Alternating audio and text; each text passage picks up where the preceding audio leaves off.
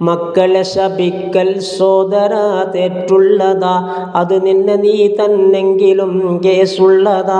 അതുമാത്രമല്ലിത് സ്വന്തം മുതലിൽ തന്നെയും പാടില്ലൊരിക്കലുമേ ഹദീസാണൊക്കെയും. ഇതുപോലെ അബൂദാവൂദ് മുസ്ലിമിലുള്ളതാ, കൂടാതെ വേറെ ഹദീസിലും വിവരിച്ചതാ. ചോദ്യത്തിനുത്തരമുള്ള സമയത്തോടിത് മുട്ടുന്ന നേരത്താണ് കൈ കടിക്കുന്നത്.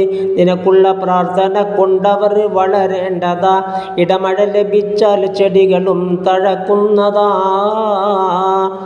പിഴച്ചെന്നു കണ്ടാൽ കയ്യുയർത്തി നീ തേടണം, അതുമാത്രമല്ല ശരിക്ക് ഭരമേൽപ്പിക്കണം.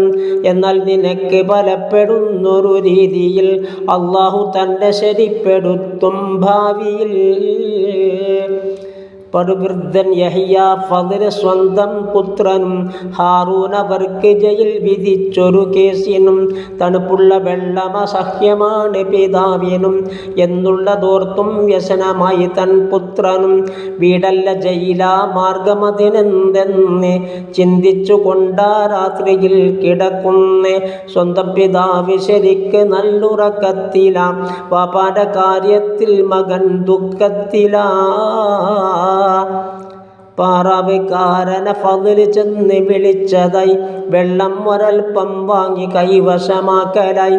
താൻ തൻ്റെ സ്വന്തം ഹാർട്ടിനോടടുപ്പിച്ചതായി, വെളുക്കുന്ന സമയം കൊണ്ട് ചൂടാക്കുന്നതായി. സുബഹിക്ക് നിസ്കരിക്കാൻ പിതാവ് എഴുന്നേൽക്കലായി, വുളുഇൻ്റെ കാര്യം കൊണ്ട് താൻ വിഷമത്തിലായി.